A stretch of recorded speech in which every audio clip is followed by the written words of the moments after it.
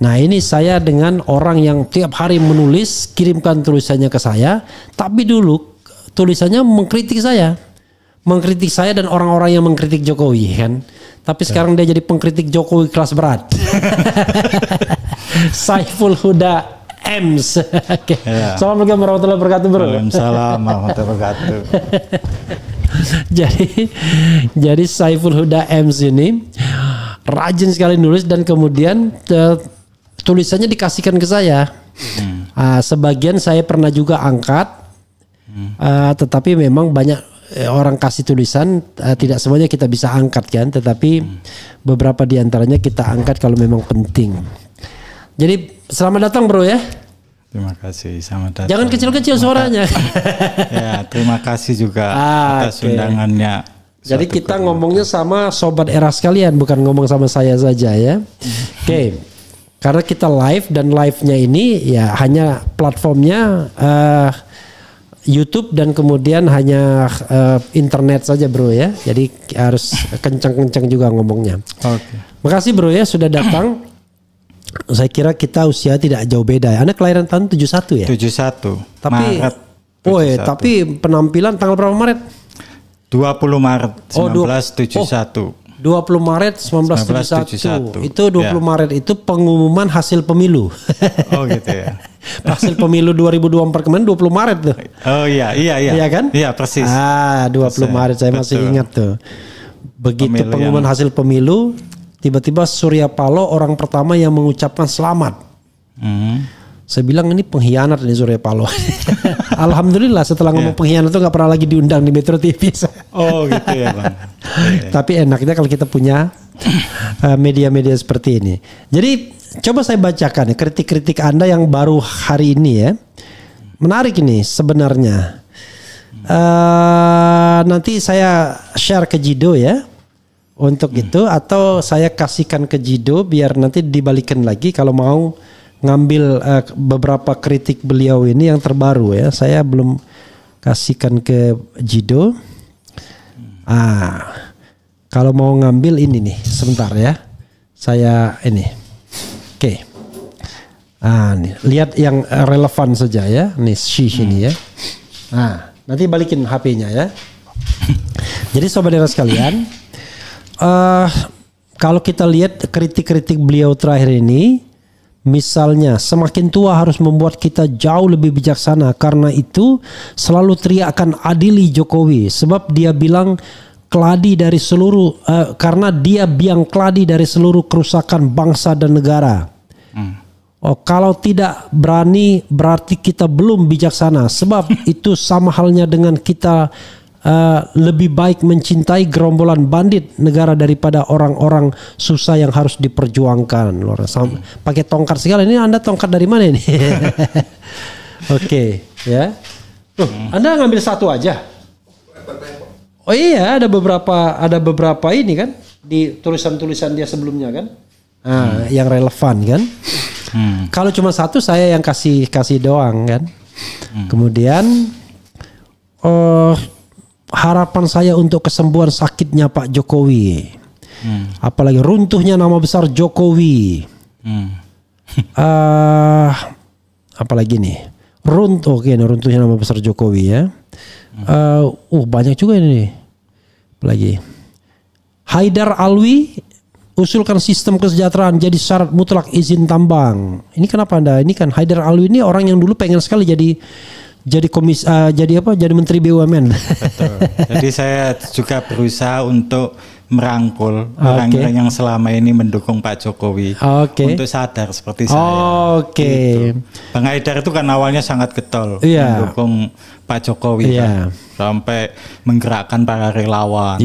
Keluar duit dia kan, keluar biaya gitu. Dijanjiin aneh-aneh sama Jokowi tidak pernah diwujudkan. Makanya saya bilang udah ikut gerakan saya aja.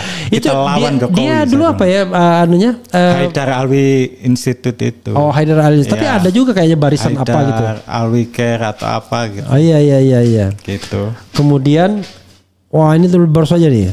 Ada Raja Ampat, ada pula Raja Ampat. Raja Ampat itu kawasan yang dirusak, sedangkan kalau Raja Ampat itu para perusak. Mungkinkah mereka yang disebut Raja Ampat itu Jokowi, Luhut, Tito, dan Bahlil? Saya hanya tanya loh, barangkali ada yang bisa jawab. Luar biasa, ini mancing-mancing Anda ya. Oke.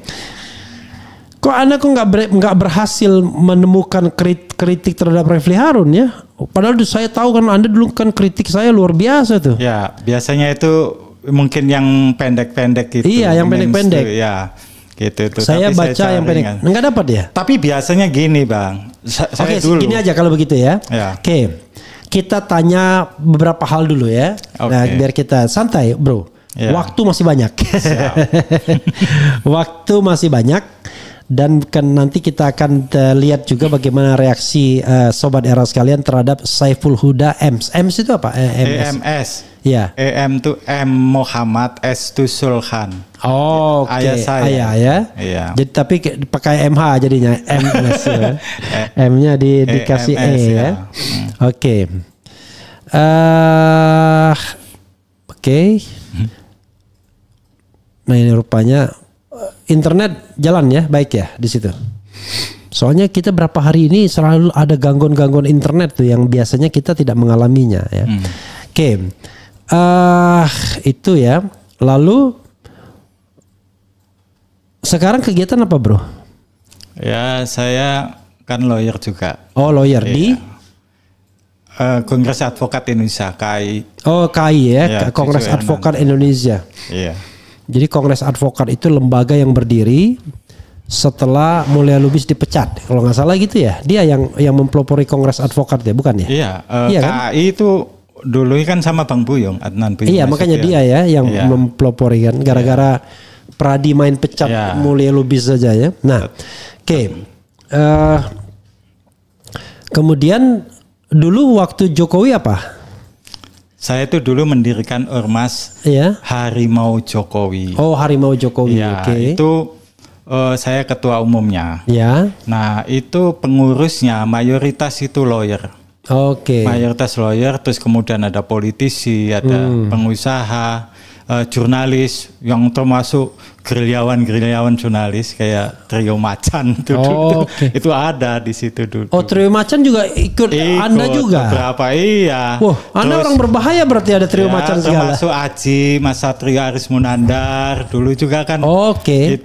Itu Harimau Jokowi dulu. Terus ketua-ketua organisasi advokat itu termasuk Kang Cucu Irnanto itu dulu wakil ketua Dewan Pembina. Kalau pembinanya kan Pak Muldoko waktu itu. Harimau Jokowi itu. Iya, luar biasa. Saya ketua umumnya. Iya, lalu? Nah, terus kemudian ya itu ada beberapa teman-teman lawyer kayak ketua umum Pradan juga Indranas Kau kayak gitu. Terus itu tadi Cucu Irnanto, ada lagi siapa dulu?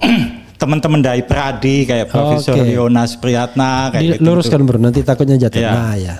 Profesor Leonas Priyatna kayak gitu. Banyak dulu teman-teman dari lintas organisasi advokat. Gitu. Juga lintas politisi lintas partai. Ada juga di sana. Anda sendiri politisi sebenarnya? Enggak juga, aktivis saja. Walaupun saya beberapa kali pernah masuk di partai politik. Partai apa aja? Saya dulu termasuk salah seorang penggagas partai baru sama Sri Bintang Pamungkas. Partai Pudi. Pudi itu sebelum PRD ada itu. Oh, jadi Anda Pudi ikut juga? Iya, saya dulu ketua Jawa Barat. Udah lama berbahaya berarti Anda.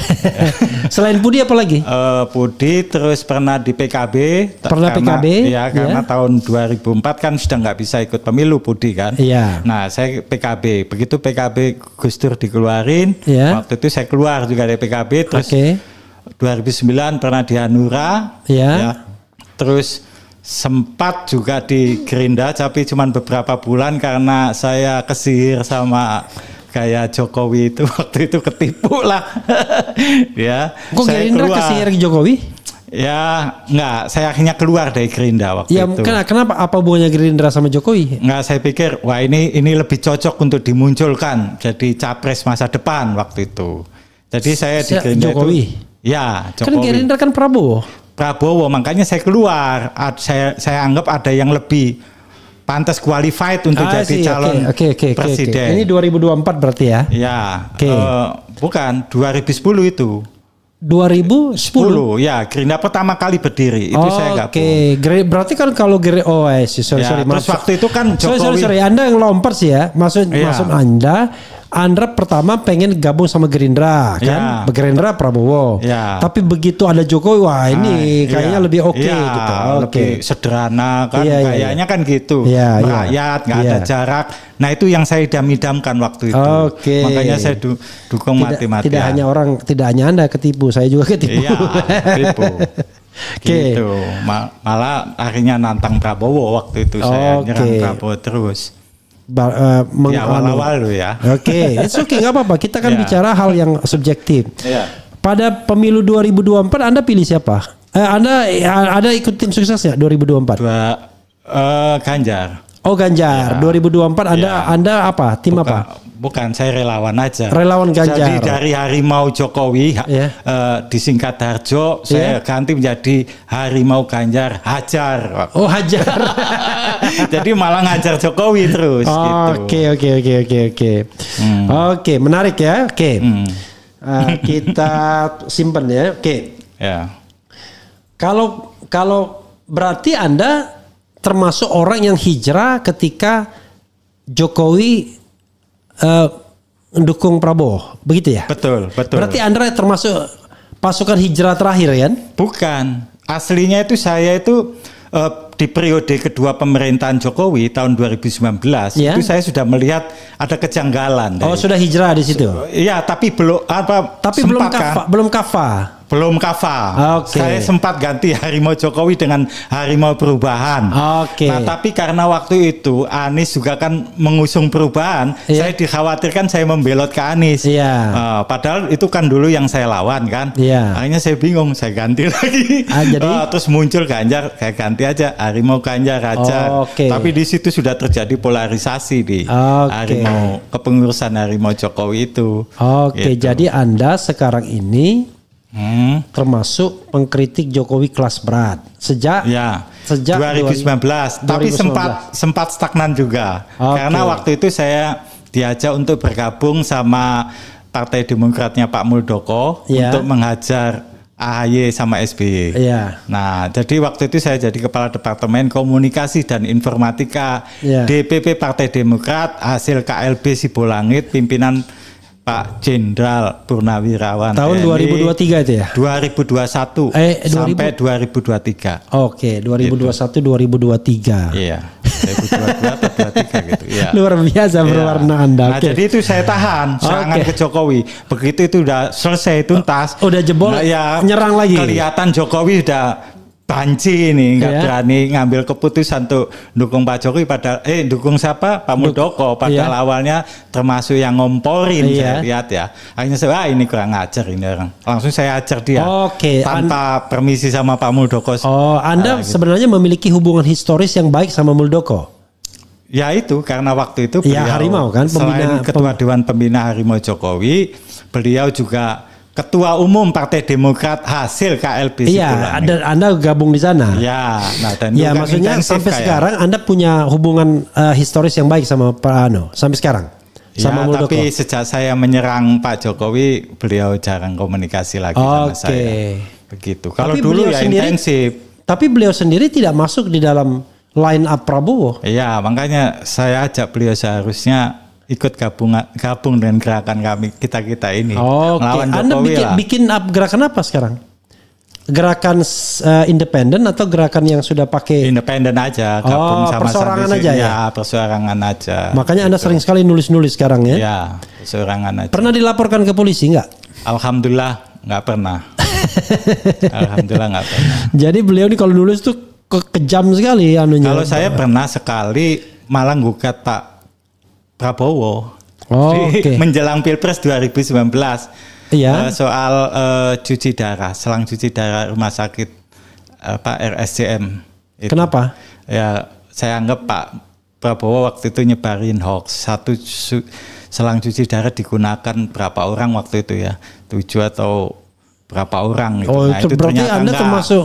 Nah, tapi saya maksudkan waktu itu bukan apa-apa. Saya hanya ingin memunculkan nama Jokowi.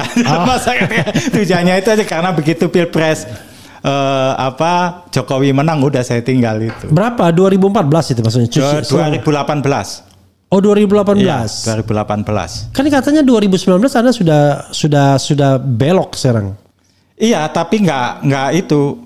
2019 setelah Pilpres. Oh, setelah Pilpres Anda belok. Iya, sebelum Pilpres itu saya masih Jokowi. Masih Jokowi gitu. Pernah mendapatkan jabatan nggak selama mendukung Jokowi? Nggak pernah. Saya tidak pernah minta. Oke. Tidak pernah punya riwayat sekalipun saya meminta jabatan ke siapapun. Oke, itu yang paling penting ya. Iya. Berarti Anda tendang para menteri bandit dari kabinet. Wah, ini loh. Dan itu menterinya saya WA loh. Semua menterinya itu. Oke. Anda bilang yang tendang tuh siapa aja yang Anda bilang tendang ini? Ya, Bahlil. Budiari. Gitu itulah. Oke. Semacam. Kemudian Tito kalau bisa. Tito ya. Kemudian apalagi nih? Adab lebih tinggi dari ilmu. Yang benar saja. Ini Anda ngeritik siapa nih? Jokowi juga? Enggak, pengikut Jokowi juga. Saya itu seolah-olah dianggap tidak beradab ketika saya mengkritik Jokowi, karena dia dianggap sebagai mantan presiden yang harus dimuliakan. Dia nggak bisa. Jadi banyak yang mengatakan, kan saya akui Anda misalkan ini lawyer, ngerti hukum tentang agama, pernah di pesantren, tetapi Anda tidak beradab. Itu Anda berilmu tapi tidak beradab gitu. Nah, terus dibilang sakit hati dan sebagainya. Padahal saya bilang saya nggak pernah sakit hati, saya itu sakit kaki. Itu pun baru 3 bulan ini gitu kan. Gitu. Titik 2, catat, Jokowi bukanlah raja Jawa melainkan konspirator bisnis penambangan nikel di Raja Ampat yang merusak lingkungan. Wah. Anda kalau direct sekali ya, doa untuk Pak Jokowi. Apa yang Anda doakan ini?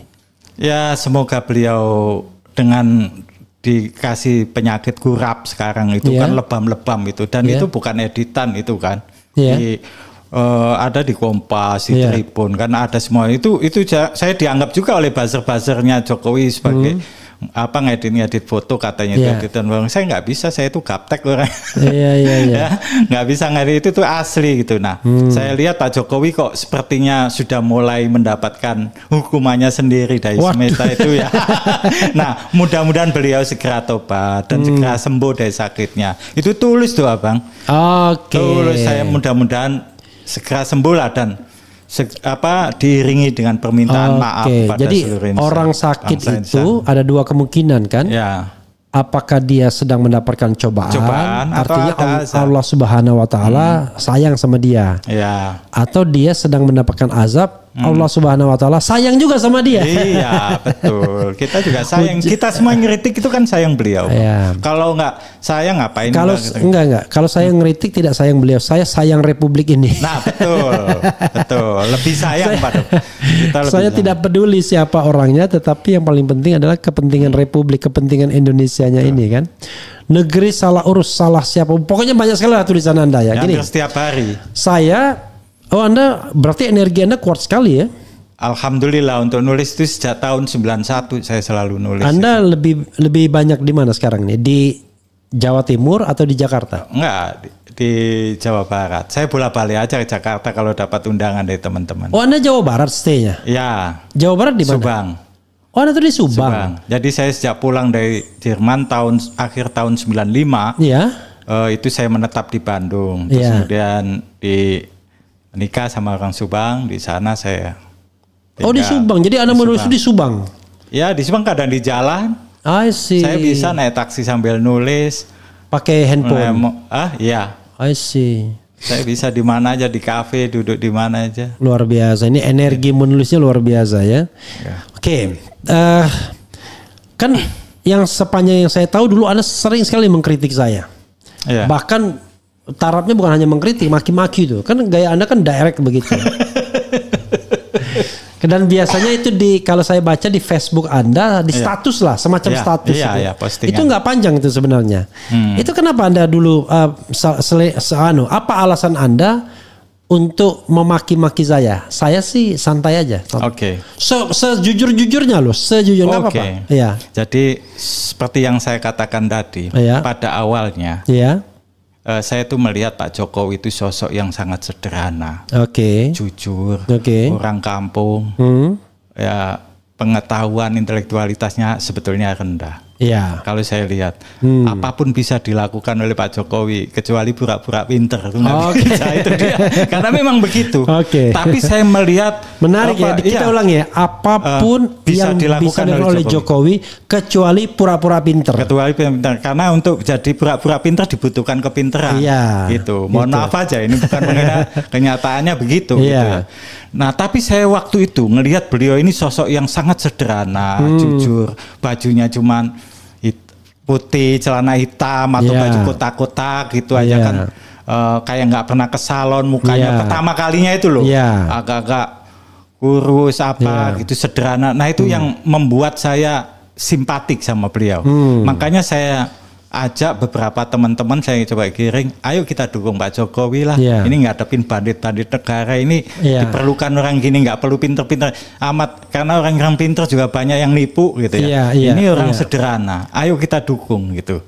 Nah tapi kok dalam perjalanan kok kacau gitu ternyata, semuanya hanya pencitraan gitu. Tapi Anda belum jawab kenapa saya maki-maki saya. Jadi awalnya gitu, maka saya berusaha untuk ngajak teman-teman, ayo gabung dukung Pak Jokowi dan kita lindungi Pak Jokowi. Nah, saya lihat di periode pertama Pak Jokowi itu seperti sangat lemah sekali. Serangan terhadap Pak Jokowi gencar banget, termasuk 212. Nah itu saya lihat kok pemerintah nggak berdaya ngadepin gini nih. Jokowi kelihatannya nggak berdaya. Maka saya perlu bentuk ormas gitu ya. Banyak waktu itu juga teman-teman orang-orang yang menghubungi saya, Mas, kenapa nggak bikin organisasi atau apa yang melindungi kami ini dari persekusi. Waktu itu kan rame-ramenya persekusi kan, bullying dan sebagainya. Saya bilang saya bukan siapa-siapa gitu. Tapi Mas kan jaringannya banyak. Saya pikir bisa juga. Akhirnya saya bentuk itu Harimau Jokowi. Jadi saya kesankan di sini kita itu sebagai penjaga Jokowi, pelindung Jokowi ya. Kalau Jokowi nggak berdaya pemerintahan, nggak ada kelompok-kelompok radikal, nah ini harus maju. Maka dari itu saya wajibkan saat itu semua pengurus Harimau Jokowi itu harus lawyer dan bisa bela diri. Gitu. Harimau Jokowi itu ada di berapa provinsi atau berapa kota? Dulu banyak Bang, cuman kita kan nggak ada dana, nggak ada apa, jadi hanya sempat melantai beberapa daerah aja. Nggak kayak Projo itu beda lagi, itu bentukan. Ada bottom up, ada top down kan, gitu. Nah kita yang dari bawah, kita benar-benar tulus mendukung Jokowi saat itu, gitu. Jadi kalau ada kelompok-kelompok radikal kita hadapi. Makanya di beberapa daerah itu berhadapan langsung dengan termasuk lapor polisi juga, tukang lapor polisi. Iya, tapi saya nggak pernah gitu ya. Saya nggak pernah. Mungkin teman-teman daerah, teman-teman daerah yang gitu. Kalau saya hanya banyak bikin konsep, terus mengkritisi kebijakan-kebijakan itu besar aja, global aja gitu. Nah, saya ngelihat Bang Refli Harun itu, saya sebetulnya mengkelompokkan dulu oposisi ini. Oposisi Jokowi ini ada yang ada Islam politik gitu. Terus saya satunya lagi kaum akademisi. Ya, walaupun itu akademisi juga Islam juga. Banyak juga. Karena ada labelnya Islam politik tadi. Islam politik ada akademisi. Akademisi gitu. Nah, untuk yang Islam politik ini saya serang keras banget. Kelompoknya Habib Rizik 212 FPI itu habis-habisan ya. Padahal itu banyak juga teman-teman di sana, sampai blogger-bloggeran gitu. Teman-teman saya juga sama teman-teman alumnus pesantren banyak yang blogger-bloggeran. Tetapi kalau untuk akademisi kayak Bang Refli Harun gini, Profesor Jimli Asidiki gitu kan. Nah itu saya kritik normatif aja gitu, nggak terlalu keras sebetulnya Pak. Saya menghormati integritas Bang Refli kayak gitu. Saya sempat juga waktu itu debat sama Profesor Jimli Asidiki itu di WA. Kenapa kaum oposisi seolah-olah mau ditumpas sama Jokowi? Oposisi yang mana? Pernah ini ke WA-WA gitu. Ya, saya kan selalu kalau nulis opini itu saya sebar ke tokoh-tokoh masyarakat. Ke yang bersangkutan. Iya. Anda gila juga. Iya, ke tokoh-tokoh masyarakat, ke pejabat-pejabat negara. Saya kayak ngeritik siapa aja, menteri apa ini kayak Menteri Kesehatan kemarin ya saya kasihkan ke beliau tulisan gitu. Semuanya ke menteri-menterinya. Berarti Anda gitu. Punya kontak-kontak mereka dong? Punya. Gitu. Oke. Yo kan harimau Jokowi dulu ya. Iya, grill ya. Nah, sampai itu lahirlah tulisan itu tadi, diantaranya oposisi kehilangan visi dan semakin tidak jelas orientasinya. Ini tulisan apa ini? Disitulah itu. Ya saya ngeritik waktu itu kaum oposan termasuk Bang Refli di situ. Tapi tahun 2021 ini ngetiknya. 2021. Kan katanya bukan lagi lama. 2021 katanya bukan lagi ikut Jokowi. Kan 2019 tadi. Saya bilang kan tadi stagnan saya.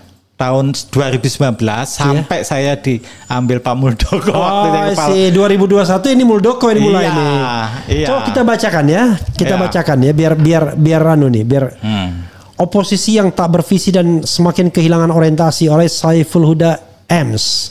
Di zaman Orde Baru, oposisi sangat digemari oleh kalangan muda, mahasiswa hingga kalangan tua, terutama bagi mereka yang berpikiran kritis dan militan.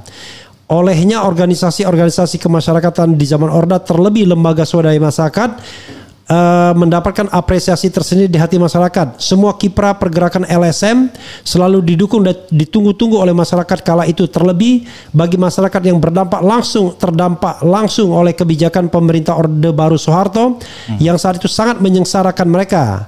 Ini semua terjadi karena dua partai politik PDI dan P3 serta Golkar yang saat itu malu-malu menyebut dirinya sebagai partai politik, tidak bisa memungsikan dirinya sebagai penyalur apalagi pejuang aspirasi rakyat. Baru di menjelang akhir kepemimpinan Soeharto muncul fenomena baru yaitu mega bintang dan seterusnya ya. Kemudian apalagi nih, mana bagian ini? Oposisi dari zaman pemerintahan Jokowi ini sebenarnya bukanlah oposisi, melainkan sebuah gerombolan yang asal melawan dan tamak serta rakus akan uang, jabatan atau kekuasaan.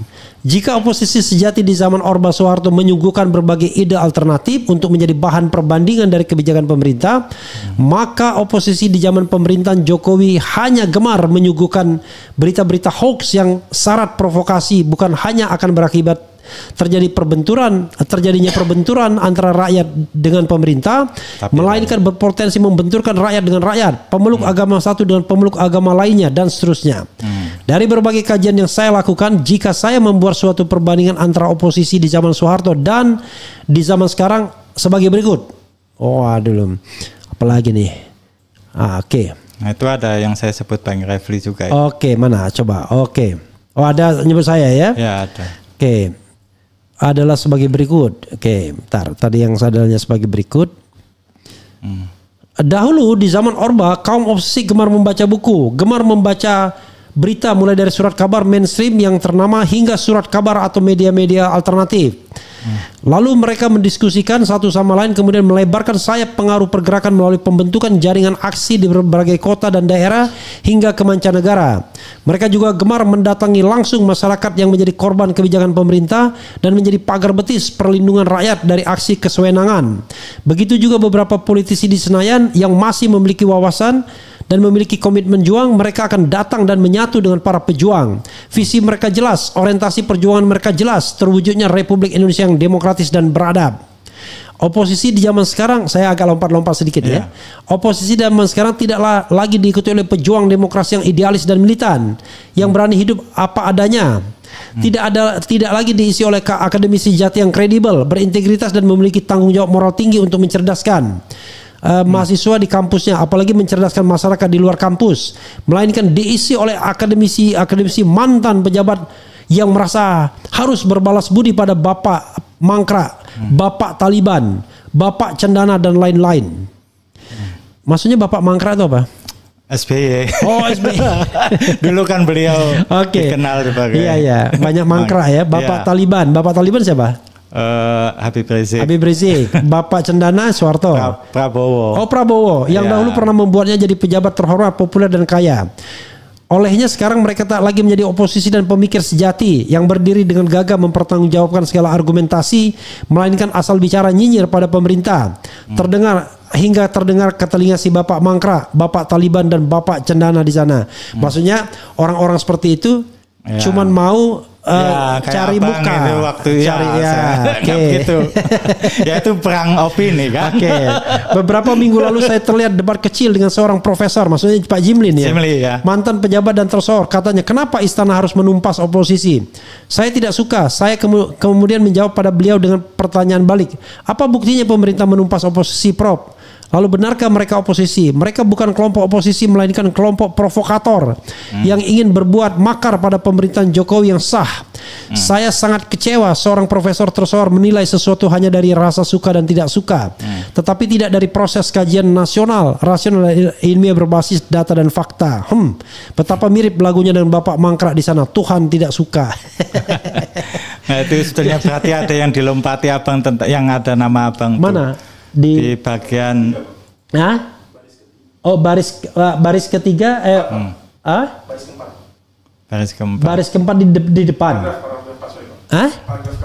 Paragraf keempat 1, 2, 3, 4. Oh gini. Tidak ada sama sekali maksud dari pemerintahan Jokowi membunuh dan melenyapkan oposisi, baik itu mereka yang bersuara miring pada pemerintahan Jokowi dari kalangan politisi, budayawan, agawan, dan akademisi. Semuanya telah diberi oleh pemerintahan Jokowi kebebasan untuk bersuara dan mempertahankan eksistensinya. Karenanya Rizal Ramli, Fadli Zon, Rocky Gerung, Refli Harun, SBY, AHY, dan lain-lain hingga saat ini bebas bersuara sekeras apapun seperti maunya mereka. Tidak ada seorang polisi pun yang datang menjemput mereka, kecuali mungkin jika suatu saat apa yang disuarakan dan diperbuatnya sudah masuk pada kategori tindak pidana. Itulah yang sekarang terjadi pada beberapa tokoh kelompok Social Justice Warrior (SJW) yang semakin tahun tidak semakin dewasa dan matang dalam berpikir. Siapa ini Social Justice Warrior nih? Ya Bang Lu maksudnya. Oke. Melainkan malah semakin brutal dan menjadi-jadi, fitnah sana sini, membunuh karakter orang sana sini, menebarkan hoax dari hari ke hari hingga kemudian berusaha dengan polisi. Kita ke Rizal Ramli, mudah-mudahan Allah Subhanahu wa taala menerima amal ibadahnya, sudah meninggal dunia. Amin, ya. Fadli Zon sekarang sedang menikmati kue kekuasaan. Betul. Sudah mulai berubah dia. Negara kita ini negara nggak bisa ngeritik sena udelnya, kira-kira gitulah ya. Udah mulai dia menghapus sejarah. Rocky Gerung masih kritis, insya Allah. Refli Harun ya seperti inilah orangnya. SBY dan AHY sudah masuk lagi juga ya. Oke. Pertanyaan saya adalah, kenapa apa yang mendasari Anda melihat orang-orang seperti saya, Rizal Ramli itu orang-orang yang jahat? Orang-orang yang sebenarnya bersuara itu hanya untuk minta perhatian SBY, minta perhatian Habib Rizik, minta perhatian siapa lagi tadi? Cendana gitu. Prabowo. Kalau terhadap saya, Anda berpikir nggak kalau saya misalnya anak buahnya Habib Rizik atau anak buahnya SBY atau anak buahnya siapa tadi? Anak buahnya Prabowo, Habib Rizik dan SBY. Dan Jokowi. Jokowi mau ngambil simpati Jokowi. Oh, ada juga mengambil simpati Jokowi? Enggak, ya saya anggap kadang-kadang gitu supaya ngeritik supaya untuk diangkat. Oke. Jadi Anda berpikir begitu gitu ya? Waktu itu Bang. Enggak apa-apa, itu kan enggak itu. Iya. Tapi kan sebagian ada yang terbukti benar. Waktu itu kan sebagian terbukti benar. Ya kan di lobi diajak makan di rumah makan Makjum Jogja terus jadi menteri kan. Walaupun cuman dalam beberapa bulan. Fadlizon nggak salah dong, dari dulu dia memang pengekornya Prabowo kan. Makanya saya bilang tadi kalau untuk akademisi kayak Abang itu sebetulnya saya diam-diam juga ngasih hormat tentunya. Iyalah, kayak Profesor Jimli juga itu. Enggak, kalau saya itu begini ya. Memang fitnah yang terbesar itu adalah jabatan. Makanya kemudian saya bilang sampai 2029 saya tidak akan terima jabatan apapun. Karena ketika kita mengkritik, bayangkan saya diundang saja oleh Menhan sebagai ketua harian DPN. Wah, sudah mulai muncul fitnahnya. Wah, ini Refli Harun kemarin wartawan ngeledek saya ini mau jadi komisaris lagi ya. Saya bilang jangan kan komisaris, jadi menteri aja saya menolak, saya bilang kan. Artinya bukan berarti saya ditawarin, enggak. Karena saya sudah menutup pintu itu ketika tim Prabowo mau memasukkan saya sebagai tim sukses mereka atau tim kampanye mereka di tahun 2023 awal. Jadi pada waktu itu bulan puasa dan habis puasa. Saya udah menutup pintu kepada mereka karena mereka dekat sama Jokowi. Masalahnya kan begitu. Bagi saya di endorse Jokowi, apalagi wakil presidennya Gibran, secara moral standing void, sudah batal. Nah, saya tidak habis pikir kalau orang mempersatukan moral, kemudian mau bisa mempersatukan Jokowi Gibran dengan Jokowi. Tapi kalau mereka mengatakan ini bukan moral standing, ini adalah strategi politik, kita hormati kan? Tapi kalau dibilang moral standing, wah nggak bisa. Gitu. Oke, teruskan. Apa yang Anda ingin sampaikan lagi? Silakan. Ya, maka dari itu untuk pemerintahan sekarang kita ingin melihat Pak Prabowo ini kesungguhannya. Beliau benar-benar independen gitu atau masih di setir Jokowi. Ini harus ada keseriusan. Harus ditunjukkan benar-benar Pak Prabowo sekarang ini. Karena saya ngelihat kok masih kelihatan ngekor terus ke Jokowi. Jangan-jangan ketipu sama kita. Pak Prabowo juga kan sudah beberapa kali ketipu sama Jokowi juga kan. Mulai di Pilpres 2014, 2019 gitu kan. Nah, masa nggak sadar dengan itu, bahkan Pak Hasyim Joyadikusumo juga sudah mengeluarkan dana besar untuk Jokowi waktu itu, cukup jadi gubernur Jakarta, tapi malah jegal Prabowo 2014-2015. Tapi kan Prabowo mendapatkan manfaat juga dari Jokowi, diangkat sebagai Menteri Pertahanan di 2019 dan di 2024 karena didukung jadi pilpres, jadi presiden. Jokowi sangat paham, Pak Prabowo juga punya kekuatan pendukung yang dahsyat juga, itu nggak bisa diremehkan. Jadi gitu. saling menunggangi. Ya, dan Jokowi sepertinya juga sudah ada itikat buruk mau berkhianat ke Bu Mega kan. Dia nggak harus punya teman koalisi partai politik, tokoh figur-figur politik yang kuat gitu ya. Nah, karena itu dia mulai ke Prabowo dan sekalian nitip anaknya itu kan. Ya kan gitu. Sekalian nitip anaknya. Ini Prabowo yang menginginkan Gibran atau Jokowi yang menginginkan Gibran berpasangan sama Prabowo? Saya lihat dua-duanya. Jadi Dua-duanya. Prabowo punya hitung-hitungan politik saat itu, kalau nggak menyatu sama kekuatan Jokowi, maka beliau bisa kalah karena kubunya Jokowi akan gabung sama Ganjar kan, sama PDIP gitu. Nah itu sangat ditakutin banget. Sekarang gitu. Saya tanya, menurut Anda, Prabowo Jokowi juga merasa perlu untuk melanjutkan dinasti politiknya melalui Gibran dengan Prabowo. Ini saya bicara seandai-andai, walaupun tidak relevan lagi. Andai Jokowi dukung Ganjar kemarin itu, Anda masih protes sama Jokowi atau enggak?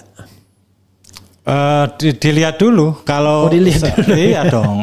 Tapi kalau ngelihat perilaku politik Jokowi yang kayak demikian, dukung Ganjar tapi kemudian mencoba nyetir Ganjar, ya pasti akan saya lawan. Karena itu sumber masalahnya kan, saya bilang tadi di postingan saya yang terbaru itu. Kalau mau jadi semakin tua harus semakin bijaksana, tapi terus suarakan untuk adili Jokowi karena dia biang keladi dari persoalan bangsa dan negara saat ini. Harus diadilin dulu. Sebagai orang yang mendukung Anies, saya kan saya mendukung itu karena saya perbandingkan ini Prabowo, Anies, Ganjar. Saya tahu tiga-tiganya. Bahkan Ganjar kakak kelas saya, Anies teman saya di UGM satu angkatan. Saya memilih Anies karena saya menganggap kualitas personal quality bagus nih orang, mau ditampilkan di internasional dalam negeri juga lumayan. Kelemahan dia adalah dipersepsi sebagai kanan, kan gitu? Ya betul, ekstrem kanan. Ya, kalau Ganjar kan dianggap lebih nasionalis. Tapi Ganjar punya kelemahan kalau harus main di luar negeri. Bahasa kurang, wawasan barangkali juga kurang kalau keluar negeri. Kalau Anies kan memang sudah hidupnya di sana dia. Kemudian kalau Prabowo memenuhi aspek internasional dia penuhi, aspek lokal dia penuhi, Tetapi Prabowo, oh silakan sambil minum, nggak apa-apa. Nah, iya, enggak santai. Justru di RH Channel ini, Anda kan jangankan mau minum. Karena udah mulai topiknya udah mulai mau serius. Saya juga mau bicara tentang ini, yang belum dibuka di publik. Iya, nah, jadi kalau Prabowo problemnya adalah masa lalu dan kesehatan karena dianggap sudah tua dan orang khawatir, dan lalu dia paling fatal dia gandeng Gibran kan. Tambah beberapa orang yang dulu mendukung dia langsung balik badan semua walaupun orang tahu peluang menangnya besar. Nah, kenapa Anda kemudian memilih mendukung Ganjar padahal saya lihat Anda bukan PDIP juga? Iya. Silakan. Atau bukan P3 juga? Enggak. Silakan. Ya. Dan kalau Anda menganggap ini topik serius, tolong eksplorasi sebanyak-banyaknya dan saya mau diam. Oke, silakan. Saya mau diam nih ya. Iya. Oke. Karena saya ngelihat calon-calon yang lain selain Mas Ganjar nih kan dulu Mas Anies. Kalau Prabowo nggak mungkin saya dukung karena dia sama Jokowi ya. Itu sudah kartu mati. Bukan Pak Prabowo-nya kartu mati tapi Jokowinya ya kan. Banyak orang begitu. Ya. Kalau saya mendukung Mas Anies gitu. Terlalu mencolok banget nyebrangnya kan, dulu kan saya nyerang dan saya yang pertama kali loh yang menciptakan istilah kadrun itu. Kadal gurun itu saya yang pertama kali itu untuk melabeli. Yakin Anda kadrun pertama kali Anda ya? Iya, yakin. Itu dulu saya bola-balik nulis di medsos. Boleh juga nih bikin ini pencipta kadrun. Silakan ada yang bisa, kalau ada yang bisa mendebat saya tantang bolak-balik di Facebook. Saya pertama kali, saya ingat itu waktu itu di Terminal Subang saya nunggu bis tahun berapa itu 2000 berapa ya, pokoknya menjelang Pilpres kedua gitu. Itu saya tulis kadrun gitu, kadal gurun disingkat kadrun gitu. Jadi kalau saya ke sana terlalu nyolok gitu. Akhirnya mau nggak mau saya dukung Mas Ganjar karena ketepatan waktu itu PDIP juga punya visi siapa yang sama dengan saya untuk ngadepin Jokowi. Makanya kan saya jadi bersahabat sama Mas Hasto waktu itu. Itu mulai saya terus terang aja saya dekat sama Mas Hasto itu dari sana. Karena ketika Anda dukung Ganjar, Hasto dekat langsung. Sebetulnya bukan karena dukung Ganjarnya mungkin ya, tapi karena serangan saya ke Jokowi semakin intensif dan saya kan mungkin dikategorikan bukan kelompok ekstrem kanan kan. Musuh dari musuhmu adalah teman saya. Gitu. Jadi ini dianggap kubu nasionalis yang muncul menyerang siapa Jokowi, dan itu kan bukan hanya saya, kemudian diikutin Denny Sirega, Rudy Kambri, kan, Islah Barawi, kita semuanya dulu kan dukung Jokowi, tapi kemudian berbalik gitu kan. Nah, karena di situ terus akhirnya Islah Barawi itu juga suka ngeritik saya, Denny Sirega juga mengkritik saya, Rudy Kambri juga pengkritik saya gitu. Tetapi tidak untuk menjelang Pilgub DKI Jakarta 2024 kemarin. Itu saya entah kenapa saya kok punya kesamaan sepertinya pikiran sama Mas Hasto. Jadi gini, Hasto Kristianto, kalau kita ini saling benturan terus kanan kiri atau manalah inilah istilahnya apa gitu, pokoknya oposisi ini benturan terus, kita kalah terus, minoritas terus gitu. Dan saya juga sadar bahwa selama ini kita ini diadu domba aja sama Jokowi untuk bergaining politik dia. Pertama kita diadu dengan kelompok kanan, ekstrem kanan kan, terus kemudian menjalar kan, sekarang bahkan dulu cebong namanya, sekarang kita berantem juga kan. Nah, dan sana sini terus. Jadi kalau kita nggak bersatu, maka kita akan jadi minoritas terus, kalah terus kita. Harus gabung. Nah, entah kenapa juga kok ada muncul keberanian wacana waktu itu, saat itu PDIP mau menggabungkan munculkan Mas Anies untuk menjadi gubernur Jakarta. Ingat nggak? Iya. Bukan lagi ingat. Saya sudah bikin dia ketika dia pamit sama emaknya. Saya udah bikin siap-siap deklarasi. Ternyata tidak jadi. Dan saya tuh hampir nggak yakin waktu itu. Saya tanya Mas Hasto, Mas, ini beneran nggak? Iya, tulis aja gitu. Anies PDIP akan beneran masih iya benar. Tapi kan hanya selang beberapa jam itu kan kemudian berubah. Sampai saya gini, wah jangan-jangan ini saya hanya jadikan apa ini tes case saja apa ini apa tes ombak aja gitu loh. Test the water itu kan. Testing the water. Testing the water aja gitu. Enggak, ini sungguhan gitu. Tapi kemudian tiba-tiba berubah. Nah, saya tahu itu. Jadi sebetulnya udah selesai. Sebetulnya saya sama Mas Anies itu. Walaupun sempat itu saya justru di labeli kadrun diserang sana sini. Sorry, informasi sedikit ya. Saya agak potong. Ya. Kemarin kita ada acara di Taman Ismail Marzuki, saya bertemu beliau dan beliau bertemu dengan Anies juga. Ya, makanya fotonya nggak saya posting. Kan ada saya foto sama Bang Refli sama Anies kemarin, tapi sama Mas Anies nggak saya posting di medsos. Khawatir saya nanti di label kadrun lagi, saya diserang kadrun. Padahal saya pertama kali nyiptain kadrun tuh. Oke, teruskan. Gitu. Padahal sebetulnya aslinya sudah selesai sama Mas Anies itu. Kita harus gabung gitu. Kelompok nasionalis dan anggaplah sama kelompok akademisi kritis sama Islam politik kita harus kita gabung sekarang. Lawan kita Jokowi. Gitu. Kita sekarang selama ini dipecah belah. Nah, tanda keharmonisan kita. Saya kira bukan lawan Jokowi ya, mungkin Jokowi sebagai simbol ya, simbol kemarukan ya, keserakahan gitu. Oke, silakan. Dinasti politik, simbol itu. Nah, kita harus gabung gitu. Karena toh asalkan nggak hal-hal yang sifatnya substantif, misalkan sampai merubah dasar negara dan sebagainya itu saya yakin kan nggak sepakat kayak Bang Refli kayak gitu dari dulu juga. Nah, itu kita harus bergabung gitu. Tapi sayang waktu itu ya, begitu mau ngusulin Mas Anies itu kok tiba-tiba nggak jadi. Berubah, nggak jadi. Menurut Anda kenapa berubah? Informasi yang Anda dapatkan, ada nggak dapat informasinya? Ada yang mengancam mengundurkan diri dari partai itu. Mengancam mengundurkan diri dari partai? Itu kalau sampai Anies yang diusung. Kok hebat sekali itu orang itu? Ya, cuma Ahok doang. Kan Ahok kan? Enggak, saya nggak nyebut Ahok lah. Tapi kata 2-3 orang yang saya dengar. Kata orang salah satunya Ahok kan? Aduh, saya nggak mau nyebut itu. Iya kan? Ya, iya. Pokoknya ada itu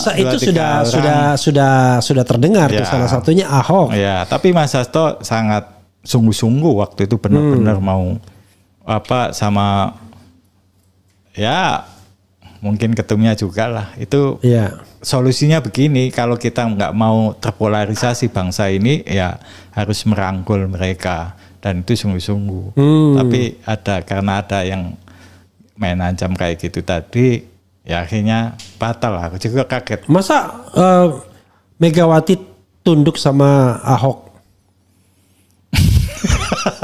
Ya, itu kan Ahok kan anak kos juga. Saya nggak bilang Ahok loh, nggak bilang itu Bang Refli ya. Ada orang pokoknya bilang, ada katanya Ahok, kata orang sih ya. Ngancam mengundurkan diri dari karena Ahok kan anak kos juga dia kan. Anak kos juga dia Ahok. Oh, nggak tahu itu. Enggak, maksudnya anak kos dia kan juga baru gabung. Pendatang kan. Iya.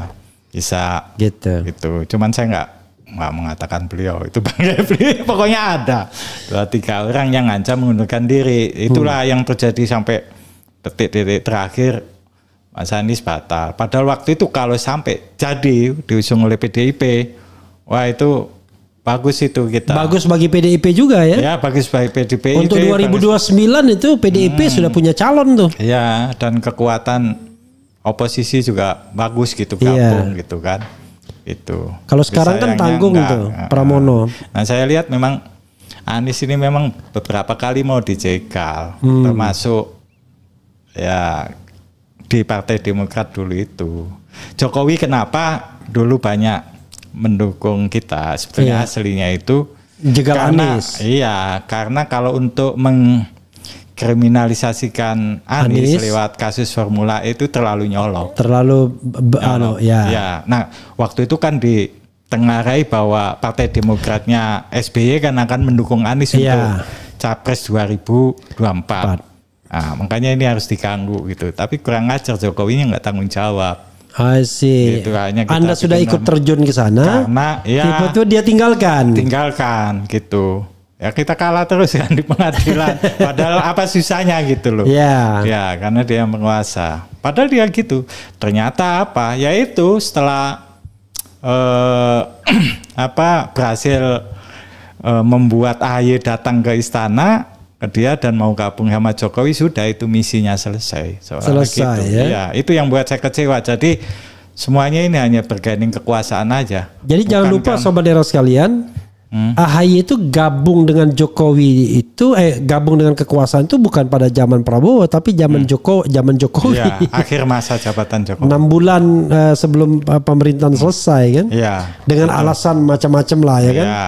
Gitu. Itu. Nanti dianggap misi kita selesai sepertinya begitu. Oke. Padahal awalnya ya nggak ada pilihan lain kecuali ini harus menang Demokrat kubu Pak Muldoko. Oke, maaf ngomong ya. Ada nggak yang bisa Anda bocorkan? Harus menang kubu Muldoko itu, apakah Anda pernah terlibat dengan pembicaraan dengan siapa misalnya? Atau dengan Jokowi? Pernah nggak? Agak berat juga sebetulnya. Tapi mudah-mudahan abang-abang saya yang di Partai Demokrat KLB, pimpinan Pak Muldoko dulu. Ya paham lah ini apa saya ngomong ini jelasin semua untuk kebaikan kita semuanya ya. Sejarah memang harus dibuka ya. Iya. Kalau enggak Anda berdosa nanti karena Anda menyimpan sejarah. Kalau Anda mati Anda tidak reveal sejarah itu maka Anda berdosa nantinya. Pak Muldoko. Apa? Pak Muldoko ditanya sama Pak Jokowi. Iya. Bilang apa? Gimana Partai Demokrat itu? Yang Bapak urusin ini. Ya ini tuh, tinggal nunggu Bapak gimana. Kalau menurut Bapak gimana dibalik itu sama Pak Muldoko dan Pak Jokowi yang jawab, kalau dikriminalisasikan si Anies ini terlalu nyolok. Mulai itu terlalu nyolok, perlawan, bahkan bisa namanya tambah besar, besar. Ya kita lihat dulu, pelajari dulu ini gitu. Jadi kalau yakin bahwa nanti bisa mendongkel SBY sama AHY ini, Demokrat menang, batal mendukung Anies. Anies di situ dengan sendirinya akan terburuk kan, akan gagal untuk jadi capres 2024 gitu.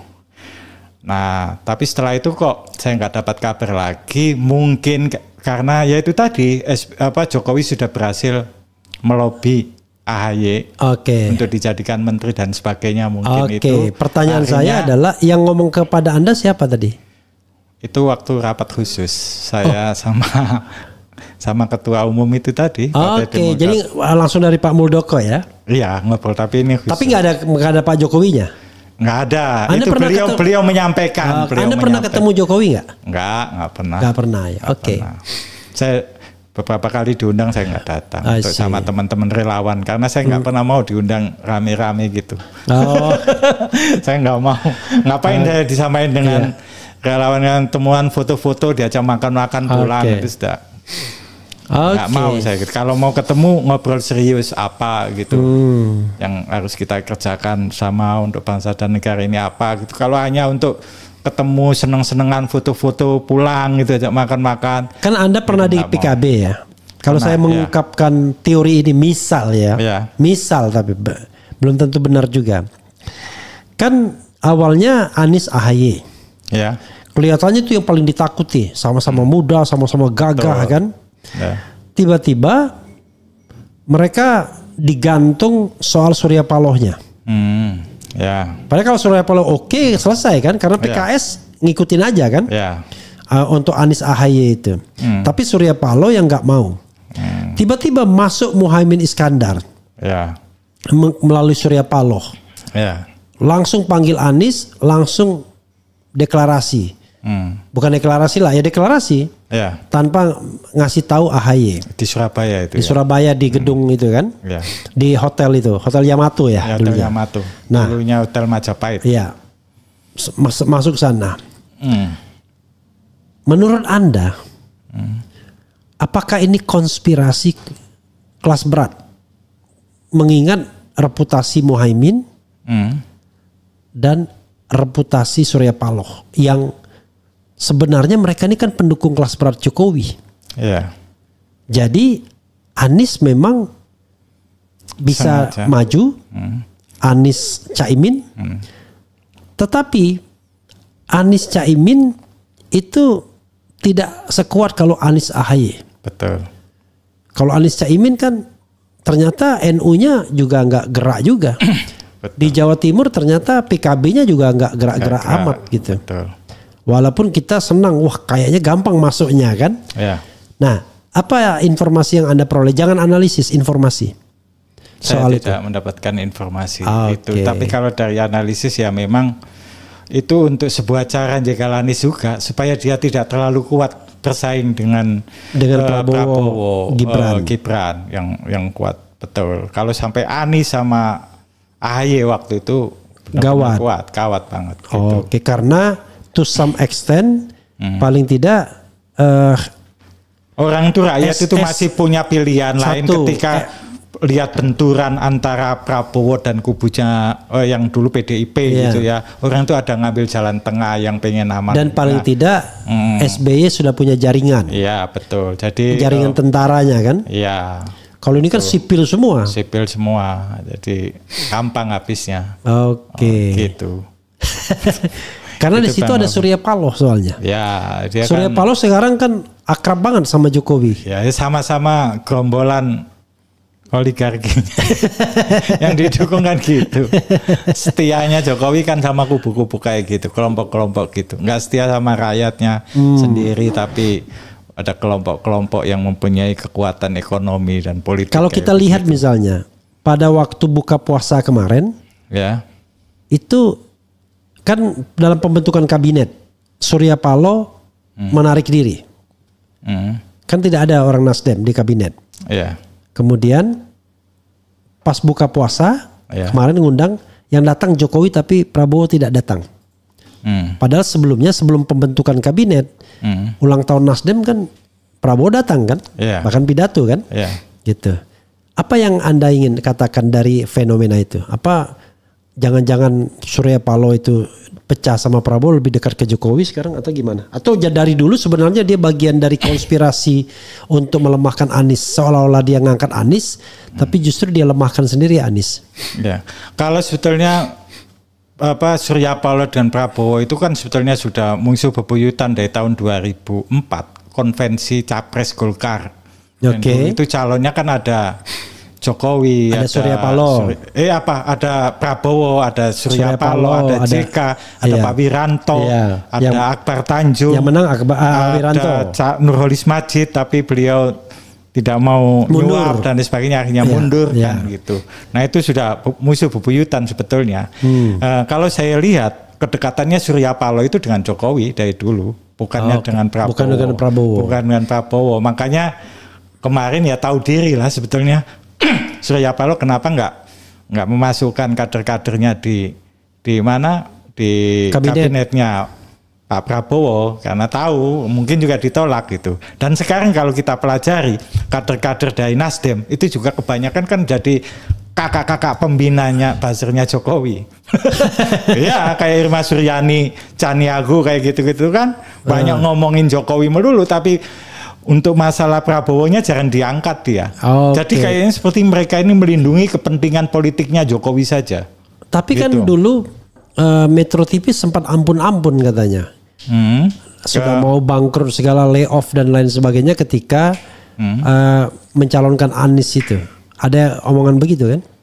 Ya kayak gitu. Tetapi kan ya itu yang penting kan saat ini kan dia nggak bersikap berseberangan dengan Prabowo, itu saya pikir sudah menunjukkan apa permintaan maafnya ke Prabowo gitu. Enggak dong, ke Jokowi kan dulu kan ampun-ampun ke Jokowinya ketika Jokowi masih berkuasa dan Nasdem mengusulkan atau mendukung Anies kan ampun-ampun tuh bisnisnya Metro TV itu. Iya. Tapi kemudian malah sekarang kelihatan akrab lagi karena kepentingan politiknya sama. Ini analisis ya, karena Anda tidak mendapatkan fakta maka saya tidak ingin melanjutkan analisisnya itu ya. Oke, apalagi yang ingin Anda sampaikan sebelum saya membacakan komentar sobat era sekalian tentang Anda dan barangkali ada pertanyaan di situ. Silakan. Ya.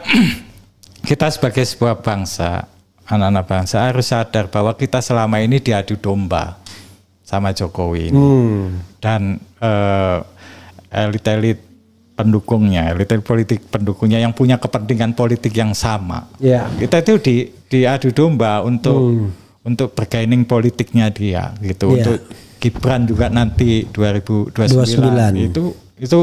itu harus ada teman, ada musuh gitu. Seperti dulu kita tuh sebetulnya nggak ada pilihan lain untuk mendukung Jokowi itu karena kita menghadapi kelompok yang pro khilafah waktu itu kan. Akhirnya mau nggak mau kita dukung Jokowi gitu. Padahal saya setiap mau nulis tuh mau cari alasan apa ya dukung Jokowi, prestasinya apa, susah banget. Prestasinya apa susah banget? Susah banget gitu. Tapi kalau ngelihat apa keburukannya dari dia banyak banget gitu. Tapi gak hanya gara-gara lihat lawan politiknya, maka kita mendukung Jokowi gitu ya. Selain yang pertama kali karena terbuai oleh sekarang saya tanya kepada Anda ya. Anda kan lulusan pesantren. Kepada pesantren mana? Tebu Ireng. Tebu Ireng. Tebu Ireng lagi. Tebu Ireng kan tempatnya Gus Dur kan? Itu kuburan kamar saya dulu itu sekarang dipugar jadi pelebaran makamnya Gus Dur. Anda Tebu Ireng berarti Anda Gus Dur. Gus Durian Anda ya? Enggak juga. Enggak juga ya? Saya kan nggak bisa tersekat-sekat gitu. Ya oke lah. Tetapi latar belakang Anda adalah Anda NU ya? Ya NU. NU secara kultural ya? Ya. Kemudian Anda pernah jadi di PKB. Nah, pertanyaan saya ya, ini tapi ini pribadi Anda. Kenapa orang NU itu ya, Anda kan NU kan ya, lebih pro Jokowi dan sangat tidak suka Anies atau apalagi kalau Habib Rizik. Padahal kalau kita lihat dari sisi keislamannya, kan jauh lebih Islami Anies dibandingkan Jokowi. Kenapa Anda kok sangat pro Jokowi dan tidak suka Anies? Bahkan sampai sekarang pun saya lihat ketika ada Raja Ampat ini, kita sama-sama belain lingkungan dan lain sebagainya. NU melalui Ulil Absar Abdallah ngomong beda lagi. Dan ada orang NU memang di situ kan? Di kepengurusan BUMN, anak BUMN yang di Raja Ampat itu. Kenapa? Kalau dulu ketika NU berseberangan dengan kubunya Habib Rizik itu memang persoalan ideologis. Dianggap kubunya Habib Rizik yaitu mau mendirikan negara khilafah itu. Apalagi waktu itu Habib Rizik kan gencar mengkampanyekan negara syariat gitu kan. Syariat Islam. Ya syariat Islam itu loh. Istilahnya apa sih?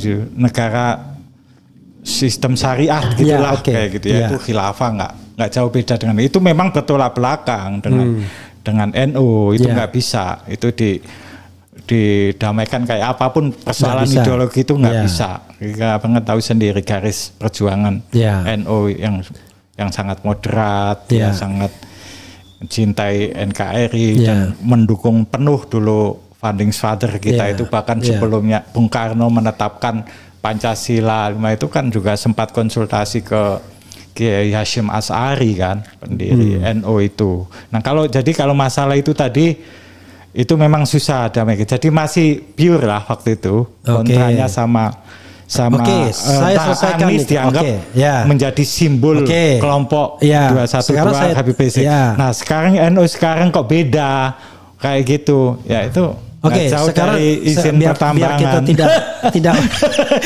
dikasih permen tuh. Gitu.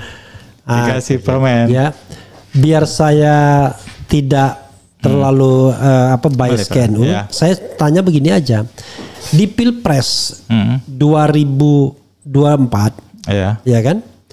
Kenapa Anda lebih suka membela misalnya Anda sendirilah. Lebih suka membela Ganjar yang tidak ada track record agamanya ketimbang Anies yang Anda anggap ekstrim, padahal Anies nggak ekstrim orangnya. Kan Anies kan mana ada ekstrim-ekstrimnya. Anies itu sangat barat, bahkan lebih barat dibandingkan Ganjar. Ganjar nggak pernah sekolah di Amerika, Anies 6 tahun di Amerika. Nggak mungkin Anies menjadi seorang yang ekstrim. Radikal.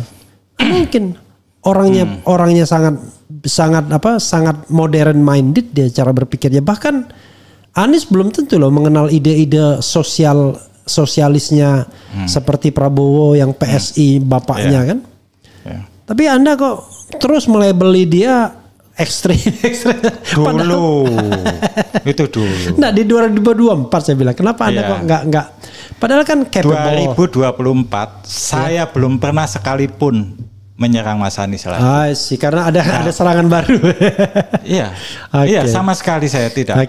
Jadi saya mendukung Mas Ganjar di 2024 Pilpres bukan berarti saya anti Anies.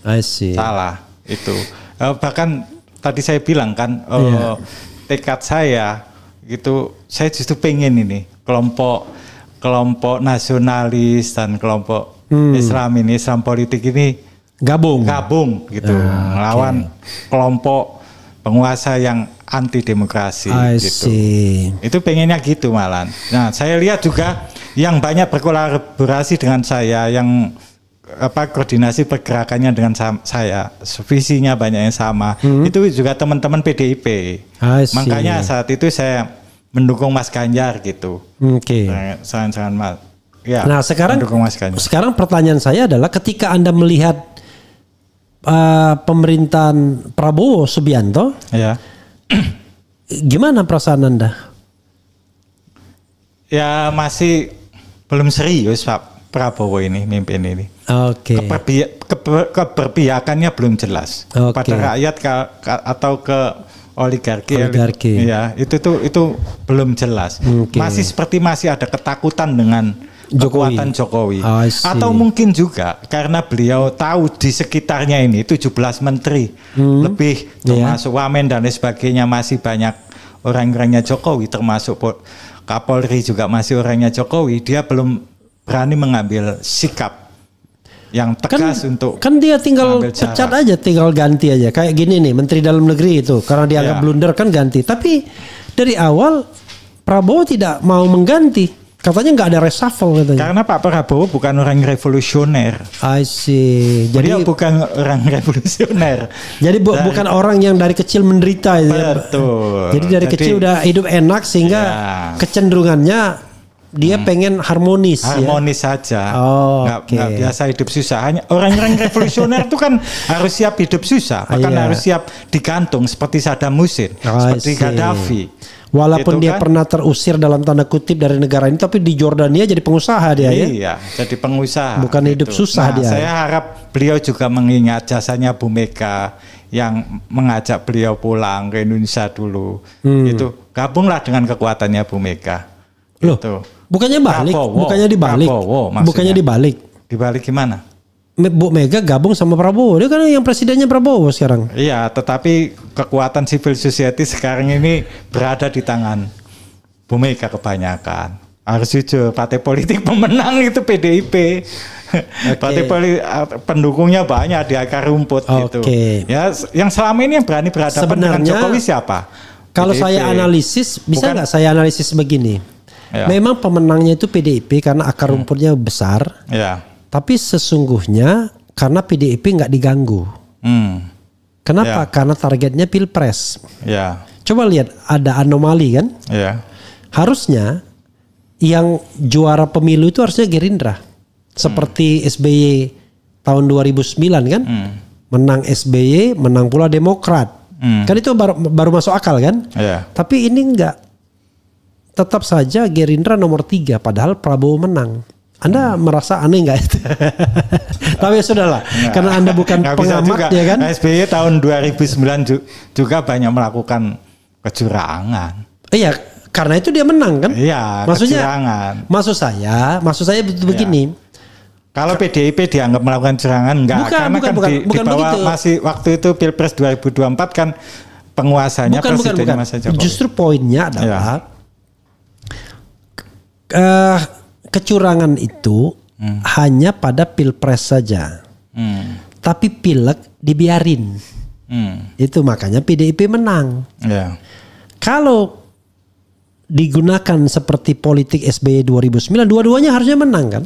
Harusnya Gerindra menang, Prabowo menang. Tapi kalau itu terjadi, orang bisa ngamuk, akar rumput gitu loh.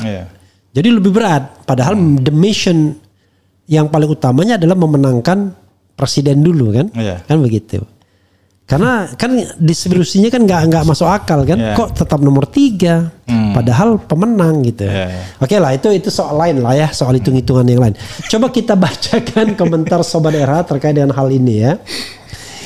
Nanti kalau Anda ingat-ingat lagi data-data yang ingin Anda sampaikan, tolong disampaikan ya. Siap. Saya bacakan secara umum aja. Salut, gak semua orang berani ngaku salah dan berubah haluan. Geng Solo gak dapat dukungan di Sumut, kasihan amat mau ngambil pulau orang akhirnya gak kesampaian. Anies dan Ganjar jauh tinggal belakang. Mas Saiful Huda Ems kembali mengaum. Diam ya, diam itu kata-kata ini ya, orang penasihat Kapolri diam gitu, kan? Karena dia nggak mau bisa berdebat. Kembalilah ke jalan yang lurus. Puncak Anies kalah sebab disupport HTI. Gitu. Kemudian justru dia tidak disupport, karena dia tidak disupport maka kemudian dia tambah kalah. Copet 4 pulau Aceh, ingat ya, civil society itu netral, jangan jadi jongos ex HTI. Ini pasti saya dulu pada salah satu kuasa hukum Kemenkumham menghadapi gugatan HTI. Oh gitu ya. Iya.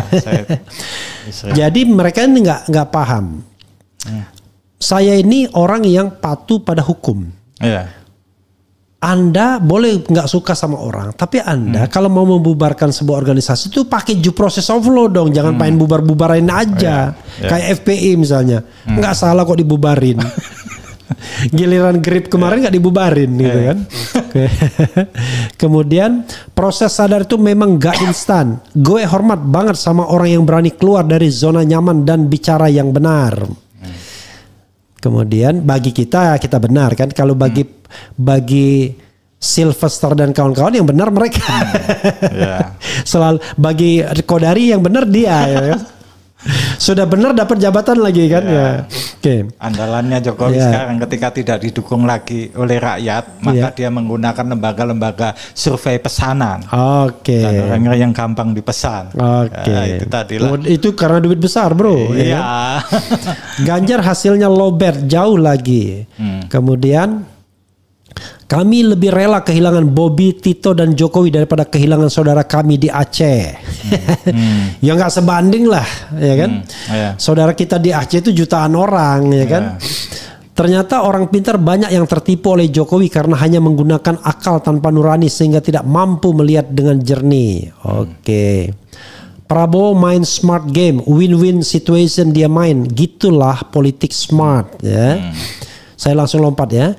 Heran, kenapa banyak orang pintar? Sudah ya.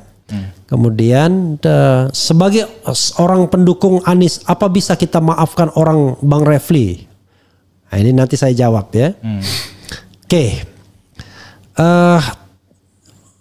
Tito Bobi sudah nggak laku di pasaran. Tito tinggal tunggu reshuffle. Bobi nggak dapat dukungan warga Sumut terkait polemik pulau di Aceh. Disangka kekuatan Solo masih kuat, nyatanya zong. Nanti Anda bisa jawab ya, karena yang narasumbernya kan Anda bukan saya. Kemudian berani berubah pandangan. Masih lewat lagi. Tak bernarasi aja tuh ajalah, hasilnya tak bakal memang menang. Si akangnya masih malu-malu meong. Maksudnya akangnya saya nggak ngerti ya. Cara mudah membaca NU adalah dengan melihat siapa ketuanya. Jadi jika ketuanya pro Jokowi maka NU lebih condong ke Jokowi gitu ya. Bang Refli terlalu rasional sehingga ketipu Jokowi tahun 2014. Kalau saya ketika Jokowi mencalonkan presiden padahal nggak mau, itu idah tanda orang munafik. Ya tapi kan pilihannya kan Prabowo cuma. Yang kita tahu track recordnya di Orde Baru kan. PDI menang. Kenapa Ganjar kalah? Tolong dijawab. Ya kan? Muldoko tayamum selutut. Anda nggak ngajarin Muldoko cara tayamum. Semoga aja Sumatera Barat, Jambi bukan target selanjutnya Bobby. Kalau jadi target selanjutnya bisa chaos itu, bukan yang buka ijazah asli yang bikin chaos. Ini kebangetan nih orang ini. Masa dia bilang Sumatera Barat dan Jambi. Jambi itu di Sumatera Selatan. Iya, jauh banget. Tapi maksudnya Jambi, Sumatera Barat itu maksudnya yang mana yang provinsi yang bisa dia kontrol kan begitu.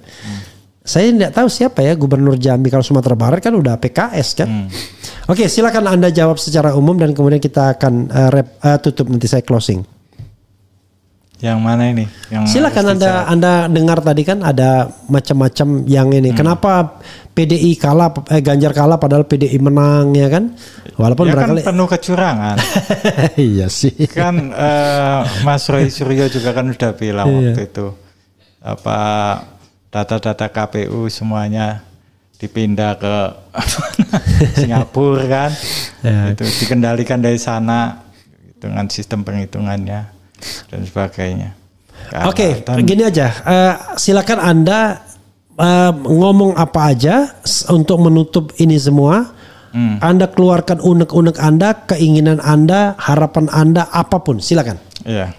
Jadi saya sangat berharap banget di pemerintahan Pak Prabowo kali ini benar-benar tegas gitu ya untuk mendukung masyarakat ya, keadilan, memenuhi rasa keadilan masyarakat di dalam setiap mengkritisi perilaku politik Jokowi selama ini, karena selama ini kesannya itu Prabowo hanya pelanjut Jokowi saja gitu, padahal kita ini sudah ibaratnya gitu sudah memaafkan loh apa yang dilakukan oleh Pak Prabowo di tahun 97-98 waktu itu, kecuali keluarganya ya. Itu hak beliau semuanya. Kita itu sudah tidak terlalu mempersoalkan hal itu, kejahatan-kejahatan Pak Prabowo masa lalu, karena beliau sudah jadi presiden kan, dan itu juga kehendak rakyat juga gitu. Kehendak nggak mau kita harus mendukung pemerintah yang sah gitu. Nah, ya kayak begini nih Pak Prabowo sadar gitu bahwa apalagi di usia beliau yang seperti sekarang kan, harusnya husnul khotimah lah. Mulai sekarang ini bersikap tegas pada bandit-bandit negara yang dikendalikan oleh ketua geng Solo gitu kan, Big Boss mafia Solo gitu. Harus mulai tegas kayak ngadepin mereka ini gitu. Berani mengeluarkan menteri-menterinya yang tidak qualified, yang tidak cakap bekerja dan sebagainya, dan terindikasi melakukan perbuatan-perbuatan pidana kriminal seperti judi online, kayak gitu ya, terlibat dalam mafia pertambangan dan sebagainya, itu dikeluarkan, diganti orang-orang yang lebih kompeten. Masyarakat itu kan banyak, ada Bang Refli Harun juga ini kan lebih kompeten gitu kan, banyak daripada beberapa menteri yang nggak berdaya seperti sekarang ini dan hanya dijadikan sebagai operator politik Jokowi saja. Nah, ini harus segera diperbaiki semuanya oleh Pak Prabowo gitu, supaya beliau mendapatkan dukungan penuh oleh masyarakat gitu, bukan hanya di atas kertas tapi sungguh-sungguh gitu ya, dapat dukungan dari mayoritas masyarakat. Itu karena kalau nggak begitu pemerintah nggak akan bisa efektif bekerja gitu, apalagi sekarang di tengah ancaman dunia sekarang itu kan krisis dan terjadi perangan di beberapa negara, terakhir sekarang kan Iran lawan Israel gitu kan, terus Rusia lawan Ukraina yang belum selesai dan sebagainya, yang ini nanti bisa lama-lama memicu perang nuklir, perang dunia ketiga. Kalau kita nggak siap semuanya itu kacau. Semua negara-negara sibuk semuanya berhadapan dengan luar rakyatnya juga gitu. Indonesia sibuk saling berantem masalah Jokowi saja. Dan Pak Prabowo seperti belum menyadari itu persoalan utama sekarang itu Jokowi ini diselesaikan dulu. Itu tadi orang-orangnya disingkirkan dulu dari kekuasaan gitu. Baru kemudian Prabowo menjadi pemimpin yang benar-benar independen, terhormat, dapat dukungan penuh dari rakyat, dan itu baru bisa dengan mudah menyelesaikan persoalan-persoalan bangsa dan negara ini gitu. Kalau sekarang kan orang setengah-setengah juga dukung Pak Prabowo gitu. Karena masih ada keterkaitan dengan mafioso Solo itu. I see. Gitu. Oke, sobat daerah sekalian, kuncinya adalah segera buang orang-orang Jokowi yang masih ada di pemerintahan. Dari situlah kemudian nanti Prabowo akan dilihat apakah dia akan berhasil menjadi pemimpin Indonesia yang menorehkan tinta emas atau tidak. Tetapi selama orang-orang Jokowi dan Jokowi masih bercokol di situ, paling tidak versi Saiful Huda EMS, dia sangat pesimis Prabowo bisa menorehkan tinta emas. Sekarang kan kesannya masyarakat ke Pak Prabowo itu dia hanya ingin jadi presiden, dan ketika sudah jadi presiden selesai gitu, nggak melakukan apa-apa gitu. Hanya omon-omon gitu loh. Yang seperti di kritiknya ke Anies dulu. Padahal sekarang beliau juga omon-omon. Pak Prabowo harus bisa membuktikan bahwa beliau ini bukan presiden omon-omon gitu. Tapi presiden yang benar-benar setia pada konstitusi, memihak pada rakyat dan sebagainya. Jadi mudah-mudahan Prabowo bukan presiden omon-omon, tapi presiden yang setia kepada rakyat. Dan menegakkan konstitusi, tidak melanggarnya. Wassalamualaikum warahmatullahi wabarakatuh.